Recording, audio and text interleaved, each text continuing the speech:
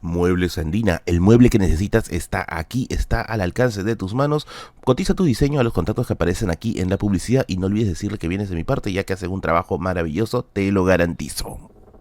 Librería Grandífer tiene una gran cantidad de libros para ti. Visítanos en sus locales de Trujillo, Cusco y Ayacucho, que tienen delivery a nivel nacional. Sí, amigos, llegó el día en que vamos a hablar sobre la famosa reforma agraria y esta medida tan pero tan polémica que se tomó durante el gobierno de Juan Velasco Alvarado. Así que el video de hoy va a tratar de ser lo más neutral posible, sin entrar tanto en la idealización de la reforma, ya sea como algo extremadamente bueno, pero sin llegar también al otro extremo de llegar pues al punto de satanizarlo sin más reflexión. Lo que vamos a ver hoy en día es un balance general sobre los claros oscuros de la reforma agraria y lo que finalmente representó para la historia del Perú. Como un detalle interesante te puedo ir adelantando que cuando se dicta el curso de historia del Perú, el capítulo sobre la reforma agraria es básicamente solo una mención. Muy pocas veces se llega a profundizar y esto básicamente casi ya depende del docente si desee profundizar o no. Por lo que es muy probable que hayas tenido muchas dudas sobre el tema, pero hoy las vamos a disipar. Yo soy Merlín, atrás de esa cámara está mi gato, dirigente de una cooperativa Bigotes, que siempre estará con nosotros, y esta es la biblioteca de Merlín explicándote qué fue la reforma agraria.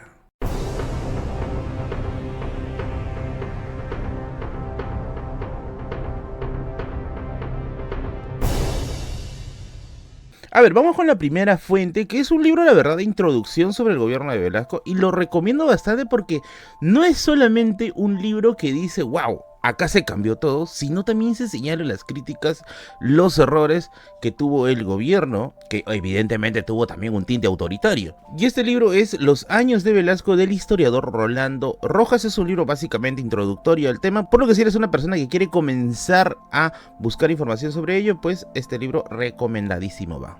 Y es que si algo podemos decir sobre Velasco, desde que entra en 1968 hace reformas muy pero muy rápidas, se intenta hacer los cambios lo más rápido posible mientras que duren en el poder. Y por un tema que ya venía tratándose hace bastante tiempo en la historia del Perú, había una suerte de problemática muy fuerte ligado a la tierra. Mariátegui ya lo decía hasta cierto punto, entre esta relación entre los patrones hacendados y los campesinos. Para más información sobre ello, porque eso es todo un universo también de tratar, puedes revisar el libro Cuentos feos de la reforma agraria de Enrique Meyer, que te lo voy a poner aquí o aquí, ahí no sé, el editor se va a volver loco. A ver, vamos con lo primero que a veces suelen encontrar sobre el tema de la reforma. Merlín, la reforma fue solamente una agenda de la izquierda, y esto es mentira. De hecho, la reforma agraria se estaba planeando ya desde todos los polos políticos. Por ejemplo, es cierto, partidos de trayectoria de izquierda como el APRA y el Partido Socialista lo planteaban, pero también se planteaba desde la centro derecha como Acción Popular y desde la derecha como la Democracia Cristiana. Podríamos decir que a tal punto el tema era tan urgente que hasta los mismos Estados Unidos estaban interesados con que se haga reformas agrarias con esta política de la Alianza para el Progreso. Y tú dirás, pero Merlín, ¿por qué los gringos querían una reforma agraria?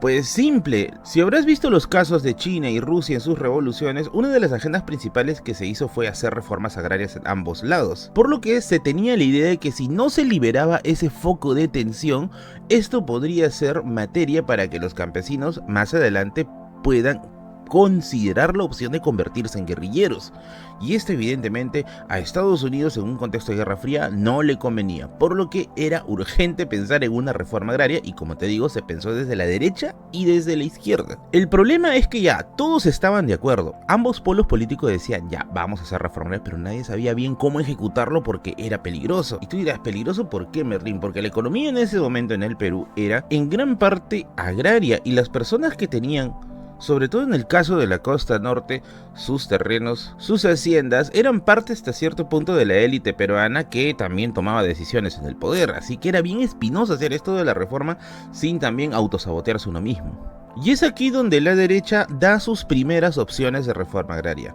La idea, por ejemplo, de la Alianza para el Progreso y la Democracia Cristiana era comenzar a hacer una reforma, o sea, comenzar a romper el sistema de haciendas, primero de la sierra, en las haciendas menos productivas. ya que decían, bueno, si hacemos allá en las haciendas menos productivas, y que dicho sea de paso también ahí es donde sucedían los casos de explotación más bravos, bueno, no se va a ver tan comprometido la economía nacional. Ahora, eso no significa, porque no va a faltar el libertario promedio, porque me imagino que acá van a venir como moscas atraídas a la caca, de que dirás, no, pero Merlín, pero en el norte todo estaba perfecto, eran haciendas mucho más humanas. No, de hecho también se mencionan casos en los cuales muchos campesinos en las haciendas de la zona centro y norte tenían sus sindicatos para reclamar situaciones pues de trato que no era dignas de una persona. Y es que antes de que la cosa se saliese de las manos, se realiza el famoso informe Beltrán, o el informe de Pedro Beltrán, que tiene más o menos un cálculo de lo que se tiene que hacer. Y es que se calculan que se debían hacer reformas en torno a 50.000 hectáreas. Y esto es solo en la costa, de los cuales 30.000 hectáreas tienen que ver con el tema agrícola, y sobre todo se tenía que recuperar 300.000 hectáreas de pastos. Ahora,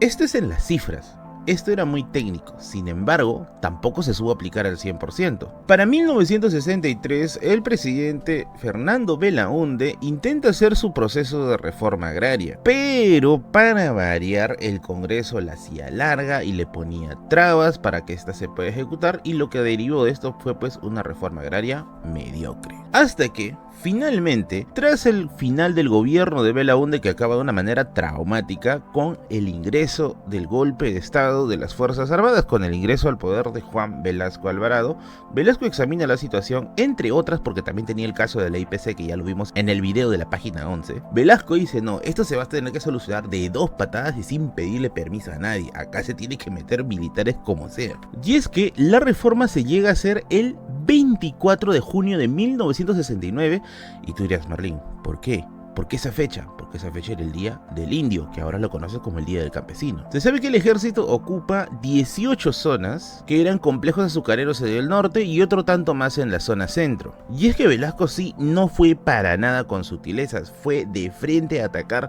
las haciendas más productivas y lo que representaba pues el poder económico de las élites peruanas, aunque eso también está un poco en debate, como vamos a ver. Ahora, vamos con la pregunta más importante, Merlín. ¿Por qué Velasco fue de frente con las haciendas más productivas? ¿Por qué no se hizo el plan de las haciendas de la sierra, que eran menos productivas y tenían más relaciones de explotación? Bueno, acá Rolando lanza algunas hipótesis interesantes, sobre todo dos. Primero era porque el poder de la oligarquía residía allí, en la zona de lo que es las haciendas y la producción agrícola. Recordemos que la oligarquía había tomado básicamente el poder desde la República Aristocrática y eran políticos pues de larga data, y que tenían evidentemente vínculos económicos muy, pero muy poderosos. Sin embargo, otros historiadores como Carlos Contreras te dicen que ese es un tanto meh, porque también el poder residía en lo que es la banca y el comercio, así que no era tampoco decir que ese era el punto principal. Pero quizás la razón 2 de por qué se atacaron a las haciendas más productivas es la que tiene más sentido, y es que Velasco quería aplicar el sistema de cooperativas. Y aquí nos vamos a tumbar otro mito.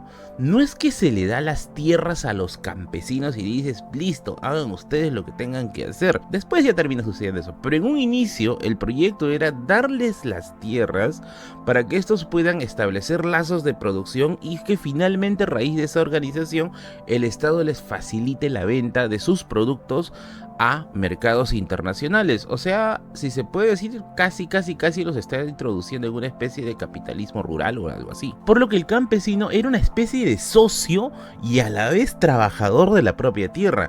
Esto, como vamos a ver más rato, tuvo problemas. Ahora, Merlín, ¿era necesaria la reforma en todas las haciendas? Pues vamos a responderlo con una precisión. No todas las haciendas tenían el mismo nivel de problemas. Habían algunas más explotadoras que otras, y otras incluso que llegaban hasta el nivel de ser como mini estados dentro del Perú, que no se sometían ni al orden ni a la legalidad del país. Eran como burbujas dentro de los cuales se funcionaba internamente como al hacendado le daba la gana. Por lo que se podría decir que algunas sí merecían una suerte de reinicio de fondo y otras simplemente algunos ajustes para que puedan funcionar bien. Y el proceso en el cual el Estado comienza a expropiar las haciendas para convertirlas en cooperativas administradas por los mismos campesinos tuvo algunos problemitas bien chéveres. Y digo bien chéveres porque estas cosas no se enseñan mucho en las escuelas, así que te vas a enterar acá. Primero, no se expropiaban necesariamente todas las haciendas, debías cumplir con un tamaño en específico, un número de hectáreas en específico, que no te la pongo porque la verdad fueron variables. ¿Y qué hicieron muchos hacendados para evitar la expropiación? Pues las dividieron, o bien las vendían a familiares suyos, o bien hacían alguna jugarreta para que la hacienda no llegue a tener el tamaño que se planteaba. Ahora, había mucha gente que reclamaba en torno a ello, pues sí, muchos campesinos decían, oye, este chistoso está que divide su hacienda para evitar la reforma, y finalmente pues todos salimos perdiendo, ¿no? Ahora, otro mito, la hacienda no se expropia per se, sino el Estado lo compensa con un bono, o sea, técnicamente te están comprando la hacienda. Si el precio es justo o no, eso ya es otra historia, pero se compraba con bonos. Bonos de 20, 25, 30 años que te pagaban por tu hacienda y que si estabas interesado en poder invertir en otro rubro, como por ejemplo podría ser comercio o inmobiliarias, pues se te daba las facilidades o el Estado te decía, ya papito, vas a tener otro rubro para que puedas recuperar tu dinero. Y es que en cierta forma el gobierno de Velasco lo que buscaba aquí era transitar desde lo agrario a lo industrial, algo que funcionó porque muchas de las grandes familias ricas hoy en día pues tienen esta transición en esta época. Ahora, vamos con el punto que muchas veces se idealiza pero realmente no se cumplió. Merlín, ¿el campesino era dueño de su propia tierra? No. Si te habrás sido perspicaz, te habrás dado cuenta que no le dieron la tierra al campesino. ¿Por qué? Porque el campesino ahora va a trabajar, entre comillas, para el Estado. Porque esta cooperativa que se va a administrar en torno a ellos va a tener un manejo desde el Estado que va a tomar las decisiones y finalmente hacer la transición para la venta de sus productos. Entonces, dicho de otra forma, el campesino no fue tan libre después de eso. De hecho, pasó de un patrón a otro. Y Merlín, ¿esto es cierto? Pues sí. De hecho, en el libro se menciona que había muchos campesinos disconformes con la reforma agraria, porque decían, oye, estas tierras han sido de mis padres, vino el hacendado y las tomó, y ahora el Estado me dice que he hecho reforma, pero básicamente sigo trabajando en colectivo con el resto. O sea, no hubo una especie de consenso con respecto a si esta reforma realmente había logrado lo que se estaba planteando. Llegó incluso hasta el extremo de que habían zonas en las cuales los campesinos tenían protestas en torno a la reforma. Un caso que se narra es el caso de Catacaos. Y es que, amigos, las cooperativas eran muy complejas de administrar, no se ponían de acuerdo, había muchas rencillas personales, otros ya de plano se ponían emos y no querían trabajar en grupo, y esto generaba mucha torpeza a la hora de avanzar. A eso añadirle que muchos seguían esperando la famosa reforma agraria en la cual la tierra se le dé ya personalmente a él, cosa que no llegó a suceder. Ahora, evidentemente, sin experiencia en la administración, el Estado tuvo que intervenir. Y esta intervención generaba también muchas protestas de la gente, ya que decían, ¿por qué mete sus narices el Estado acá? Déjenos organizarnos, déjenos hacer esto. Velasco finalmente trató de darles un poco más de libertad, pero al ver pues que no tenían una respuesta a organización, seguían mandando gente que provenía del Ministerio de Agricultura y que dicen que en algunos casos sus tratos eran similares a los de los patrones anteriores. Ahora, ese es con el caso de la agricultura. Con el caso de la ganadería no habían cooperativas, pero sí había lo que es el SAIS, la Sociedad Agraria de Interés Nacional, que repetía estos patrones, pero con el caso de la ganadería. Ahora, increíblemente, Merlín, ¿de quién vino la oposición a la reforma agraria? Seguro estarás pensando de un montón de hacendados inconformes, de la derecha dándole duro con palo a Velasco por lo que ha hecho, pero acá nos saltan un dato que yo mismo no me lo esperaba, que la principal crítica que vino hacia la reforma agraria contra Velasco vino de la misma izquierda.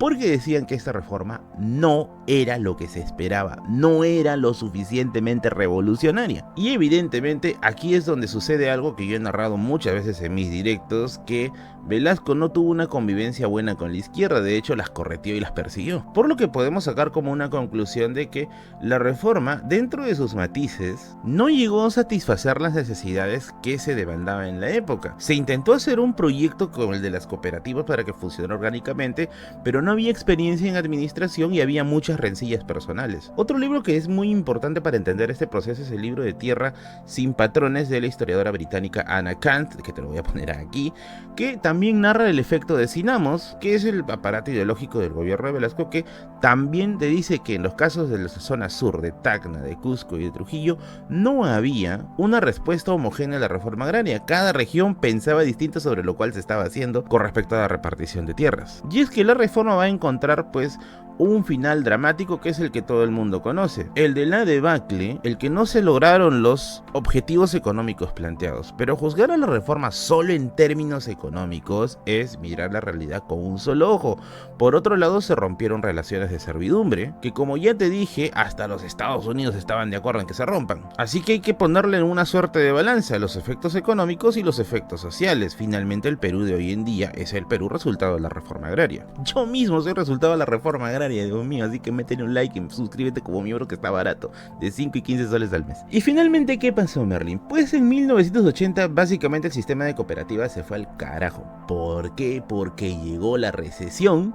Y en 5 años venía Alan, ojo. Hubo una recesión gigantesca, hubo una escasez de crédito, el Estado evidentemente ya no era velasquista y dejó de apoyar el proyecto, y por si fuera poco se viene el fenómeno del niño que hizo pija todo lo que había avanzado. Por lo que las haciendas del norte ya dejaron de funcionar y bueno, cada campesino dijo, bueno, esta es mi tierra, así que me lo quedo y Dios, adiós, ya no tengo nada que ver con las cooperativas. Por lo que podríamos decir que finalmente el proyecto no corrió más. Sin embargo, existieron algunos casos de cooperativas que llegaron a durar un tiempo más, pero en un balance general, la reforma encuentra también su final no solamente por la falta de administración o la falta de experiencia en administración, sino también porque el mismo Estado lo fue descuidando, no le prestó la atención, ya tú veas a ver si lo hizo por temas estratégicos o por temas ideológicos, pero finalmente se le dejó a la deriva. Y así, amigos, llegamos al final de esta historia, así que revisa los libros que te he encargado por allá. Sobre el tema acerca de la compra de haciendas, puedes revisar el siguiente libro, Historia Económica del Perú, del historiador Carlos Contreras, en la que te explica cómo funciona esto de que realmente no se expropian las haciendas como tal, sino se les da una compra en específico, y ahí, bueno, ya tú te informas con eso. Así que yo soy Berlín y nos vemos la próxima semana. Chau, chau. ¡Ey! Muy bonita toda la biblioteca, ¿no? Pues te recuerdo que tú también puedes tener la tuya gracias a mis amigos de Grandífer. Así que revisa sus publicaciones tanto en Instagram como en Facebook, que tienen una cantidad de libros gigantescas en Ayacucho, en Cusco y en Trujillo. Así que date una vueltita por Grandífer, que me falta también a mí comprar algunos libros y me voy para allá.